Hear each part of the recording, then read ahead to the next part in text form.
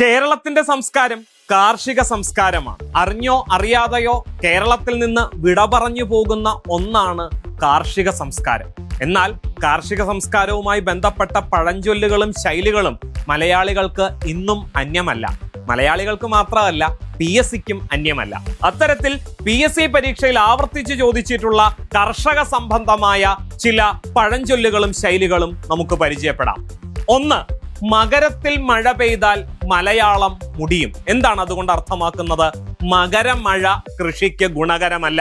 മകരത്തിൽ നമ്മൾ പ്രതീക്ഷിക്കുന്നതും വേണ്ടതും മഞ്ഞാണ്. മകരമഞ്ഞ് എന്ന് കേട്ടിട്ടുണ്ടാകും. ആ സമയത്ത് മഴ പെയ്താൽ അത് കൃഷിയെ പ്രതിലോമകരമായിട്ടായിരിക്കും ബാധിക്കുക. മറ്റൊന്ന്, കതിരിന്മേൽ വളം വച്ചിട്ട് കാര്യമില്ല. അതായത് സമയാസമയം ചെയ്യേണ്ടത് ചെയ്യണം എന്ന് ഓർമ്മപ്പെടുത്തുന്ന ഒരു ചൊല്ലാണിത്. എപ്പോഴാണ് ഒരു ചെടിക്ക് കതിര് വരുന്നത്? അതിന്റെ വളർച്ച പൂർണ്ണമാകുമ്പോഴാണ്. എപ്പോഴാണ് ഒരു ചെടിക്ക് വളമിട്ട് കൊടുക്കേണ്ടത്? അത് അതിന് വളർന്ന് 2 മുളകൾ വരുമ്പോൾ മാത്രമാണ് വളമിട്ട് കൊടുക്കേണ്ടത്. അല്ലാതെ വളർച്ച പൂർണ്ണതയിൽ എത്തിയിട്ട് വളമിട്ട് കൊടുത്തിട്ട് യാതൊരു പ്രയോജനവും ഇല്ല. മറ്റൊന്ന്, ചേറ്റിൽ കുത്തിയ കൈ ചോറ്റിൽ കുത്താം. എന്താണ്? അധ്വാനിച്ചാൽ ഭക്ഷണത്തിന് ബുദ്ധിമുട്ടുണ്ടാവില്ല. ചേറ് എന്ന് പറഞ്ഞാൽ ചെളിയാണ്. നെല്ലിന്റെ തൈ കുത്തുന്നത് എവിടെയാണ്? ചെളിയിലാണ്. പാടത്ത് ചെളിയിലാണ് കുത്തുന്നത്.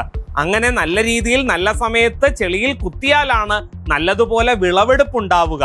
അങ്ങനെ വിളവെടുത്താൽ മാത്രമാണ് നല്ല രീതിയിൽ ആഹാരം കഴിക്കാൻ ഉണ്ടാവുക. കേരളത്തിന്റെ പോയ കാലത്തെ ഓർമ്മപ്പെടുത്തുന്ന മനോഹരമായൊരു ശൈലിയാണത്.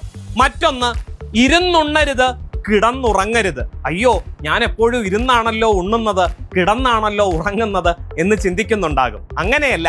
ഇരുന്നുണ്ണരുത് എന്ന് പറഞ്ഞാൽ ഒരുപാട് നേരം ഇരുന്നങ്ങ് ആഹാരം കഴിക്കരുത്. അമിതമായ ആഹാരം പാടില്ല എന്ന് സൂചിപ്പിക്കുന്നു. കിടന്നുറങ്ങരുത്, കുംഭകർണ സേവ. അമിതമായ ഉറക്കവും ആരോഗ്യത്തിന് ഹാനികരമാണ് എന്ന് ഓർമ്മപ്പെടുത്തുന്ന ഒരു ശൈലിയാണത്. അങ്ങനെയെങ്കിൽ ഇപ്പോൾ തന്നെ കമന്റ് ചെയ്യുക, ഉപ്പുകൂട്ടി തിന്നുക എന്ന ശൈലിയുടെ അർത്ഥം എന്താണ്?